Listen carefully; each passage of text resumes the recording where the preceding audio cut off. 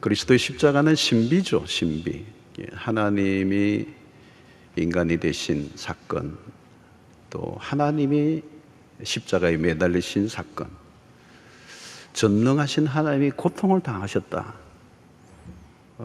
신비로운 것입니다. 이해할 수 없는, 전통적인 종교의 관점에서 이해가 안 되고, 당시 로마의 그 거대한 로마 제국에서 30대의 유대 남성을 처형하라는 관점에서 봐도 그저 힘없이 쭉 늘어져 있는, 아무 힘도 없고 무기력하게 고통의 절정에 매달려 계시는 쭉 늘어져 버린, 거기에서 무슨 구원자인가, 수없는 사람들이 조롱하고 멸시를 하는 그 십자가 속에 무슨 하나님의 구원이 있을까? 아무도 상상할 수 없는 일입니다. 기독교는 어떤 예수님의 가르침도 탁월하지만 또 성경의 교훈들도 정말 진수지만은, 그러나 기독교는 뭐라고 얘기하느냐? 사실은 십자가예요. 십자가를 이해해야 신앙에 입문을 하는 것입니다.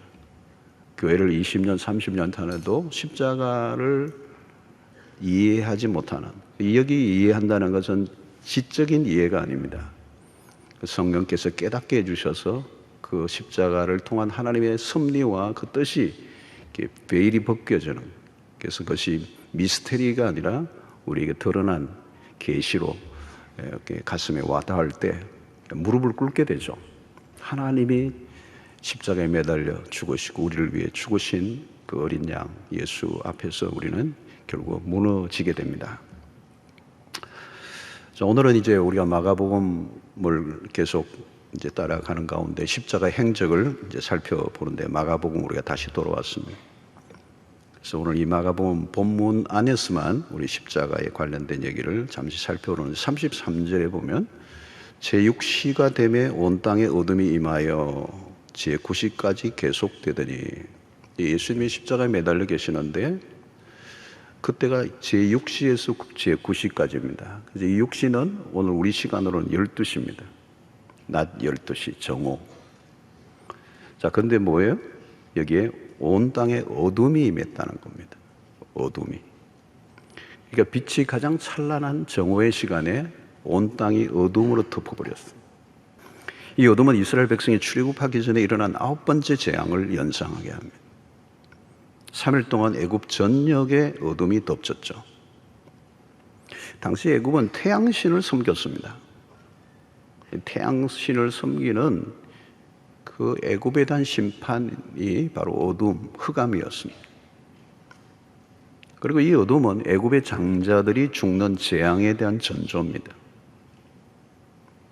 그래서 이 어둠에 덮인 애굽은 저주를 상징하죠.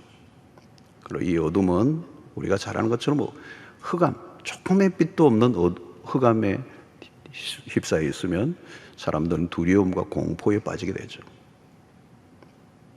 그야말로 모든 것이 단절된, 그 가장 공포스러운 그 어둠이 지배하는 혼돈과 무질서의 상태. 자, 예수님이 지금 바로 그 어둠에 갇혀 있는 것입니다. 십자가에 매달려 계시고 흑암이, 그 정오의 시간이 캄캄해져 버렸어요. 그 어둠 속에 예수 그리스도는 십자가에 홀로 매달려 계시는 겁니다. 자, 이것은 바로 저주입니다. 저주. 갈라디아 3장 13절에 그리스도께서 우리를 위하여 저주를 받은 바 되사 율법의 저주에서 우리를 속량하셨으니 기록된 바 나무에 달린 자마다 저주 아래 있는 자라 하였습니다. 죄의 무게를 온몸으로 실감하고 계시는 겁니다. 사실은 빛이 어둠을 지배하는데 어둠이 빛을 지배하고 있는 이 독특한 사건, 바로 우리의 죄 때문에, 우리의 죄가 바로 이 흑암의 세계에 갇혀있는 모습을 우리 연상하게 하는 것입니다.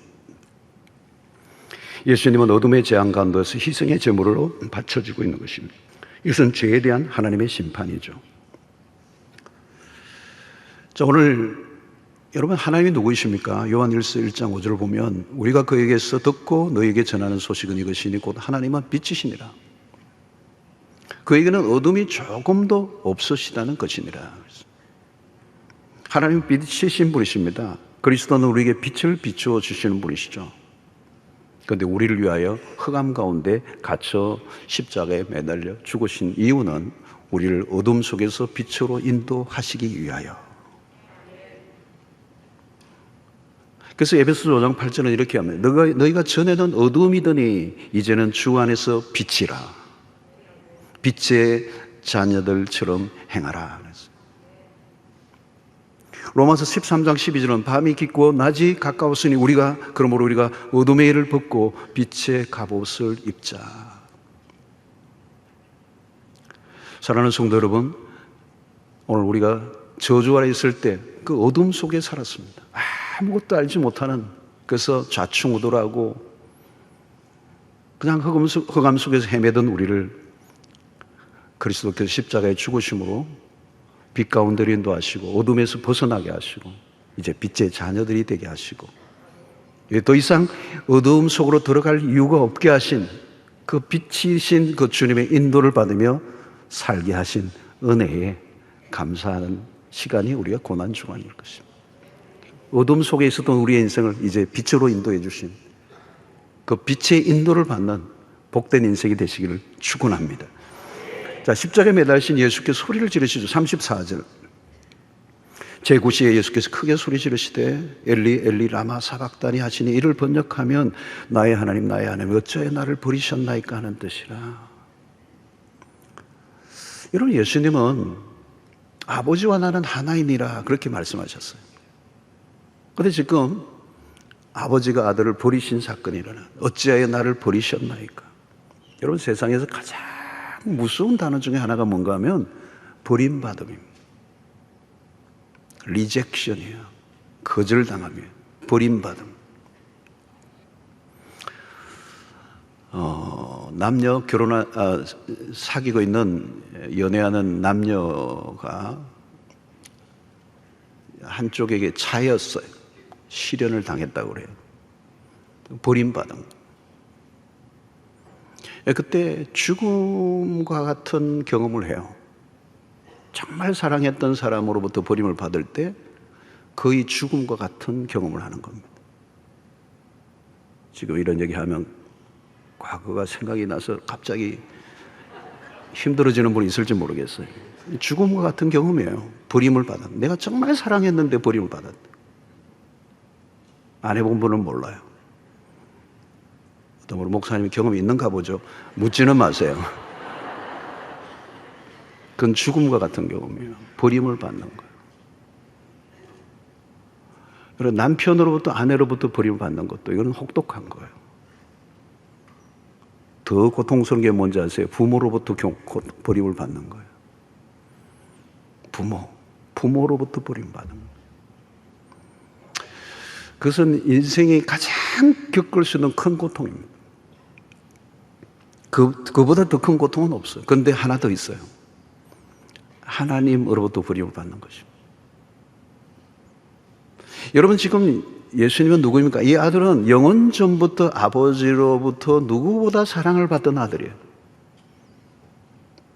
세례 요한에게 세례를 받고 올라오실 때도 이는 내 사랑한 아들이요 내 기뻐하는 자라.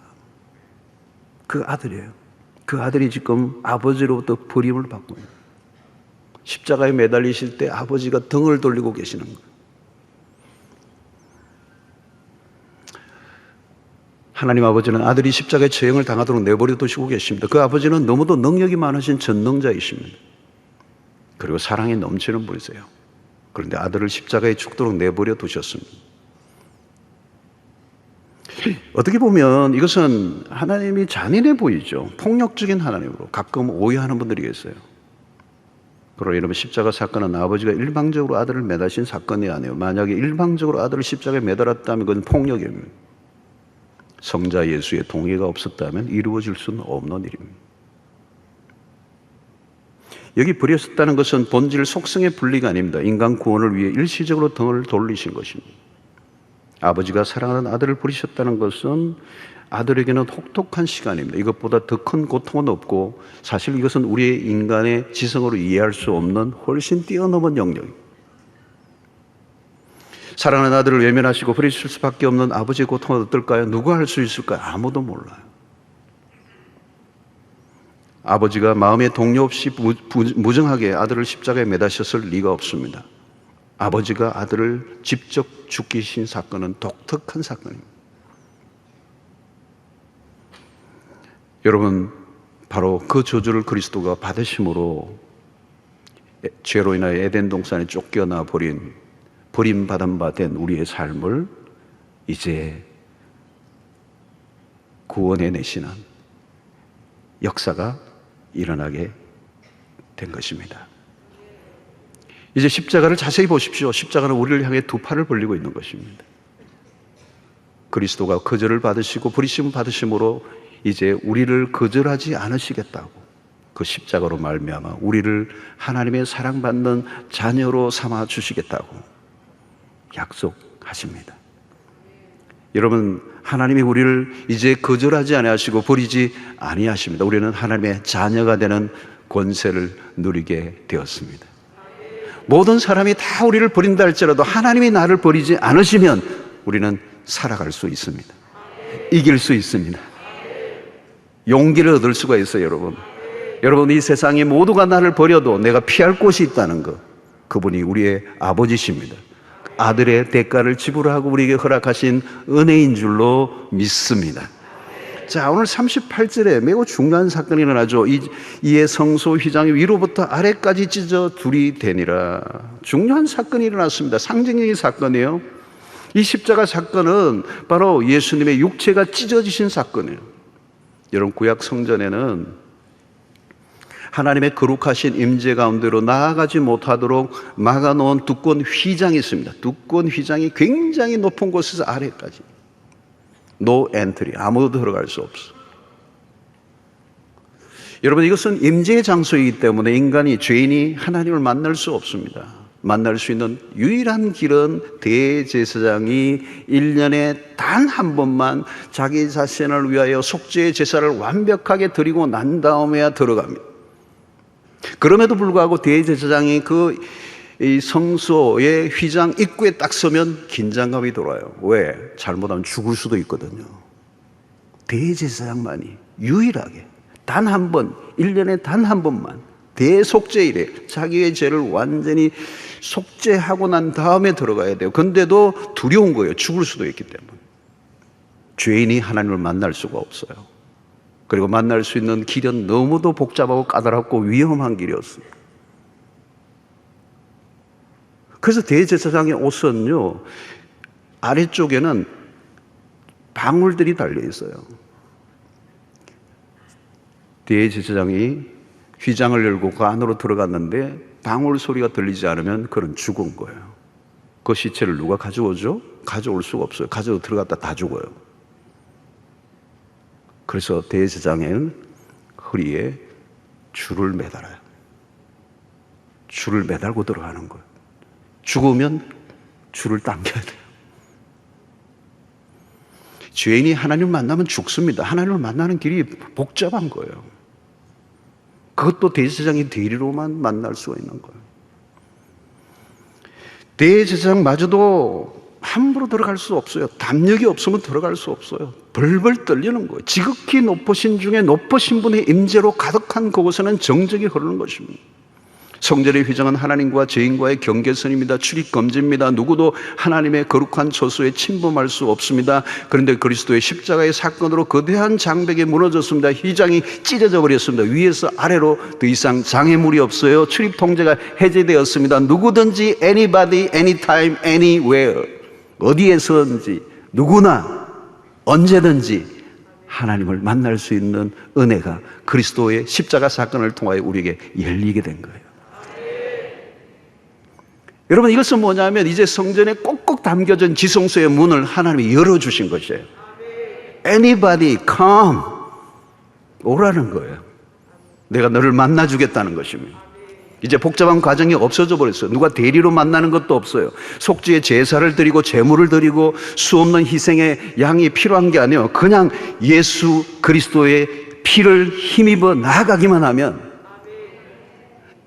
anybody, 누구든지 만날 수 있어요.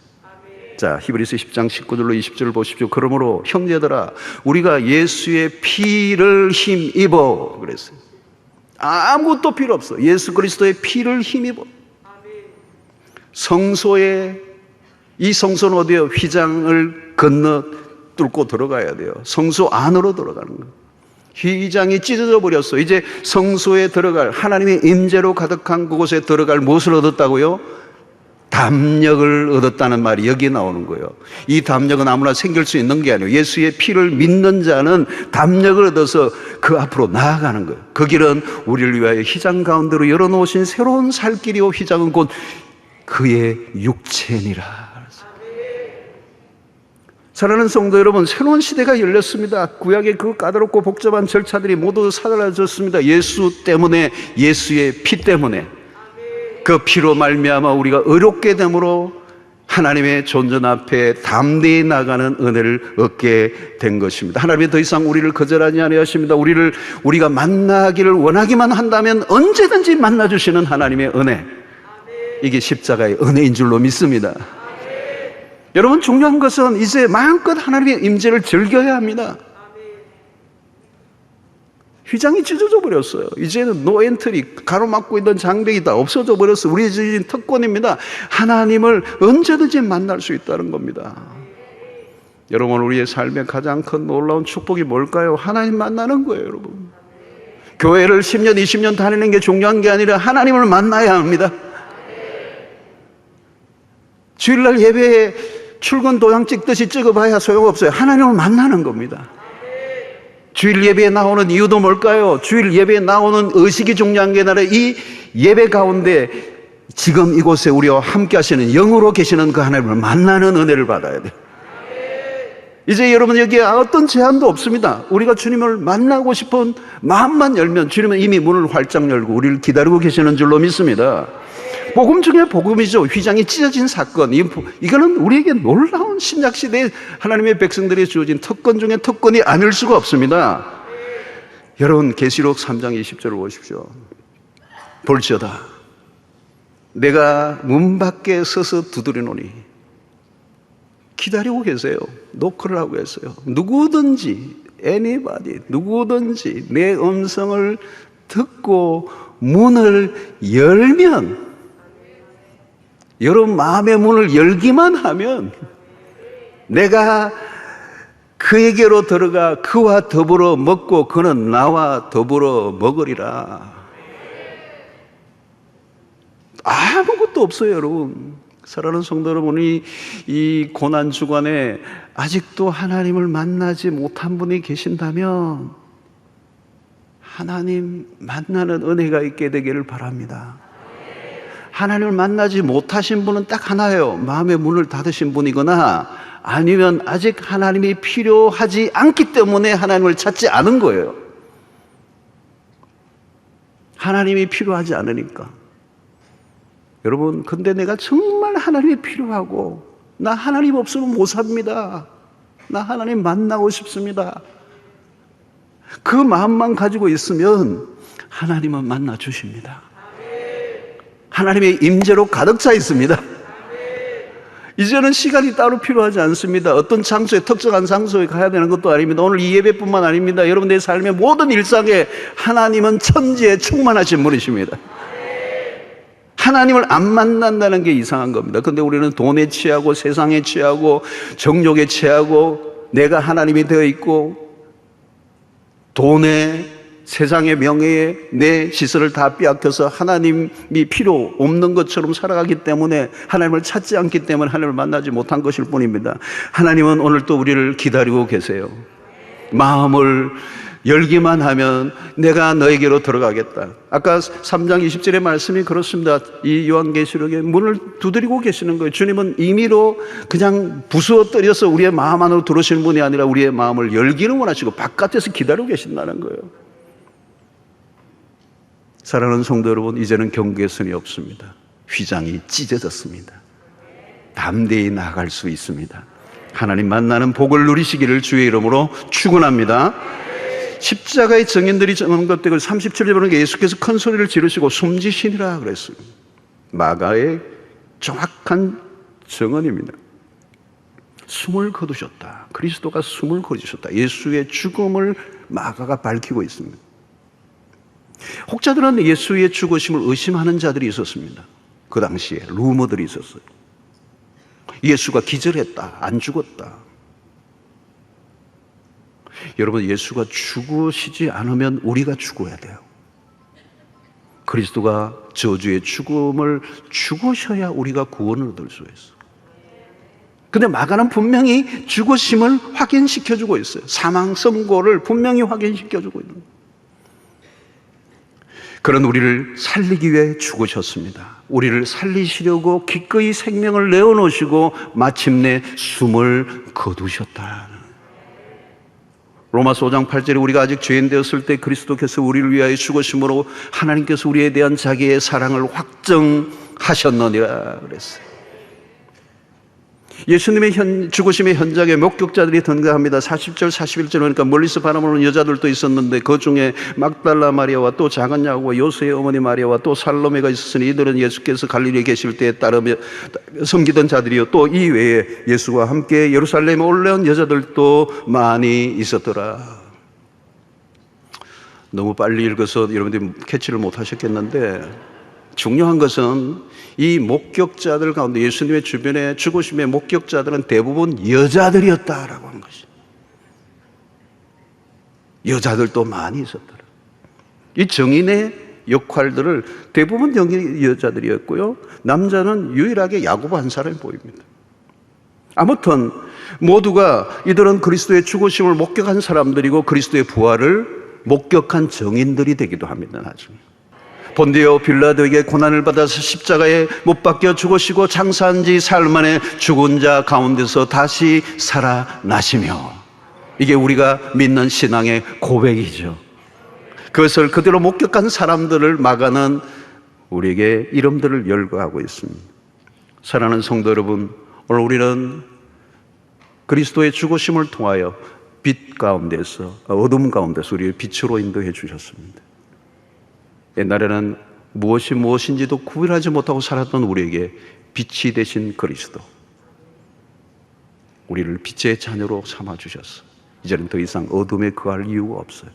빛의 자녀들처럼 거룩히 행하라고 말씀하시고, 뿐만 아니라 그리스도가 버림을 받으심으로 우리가 버림받지 않는 인생이 되었어요.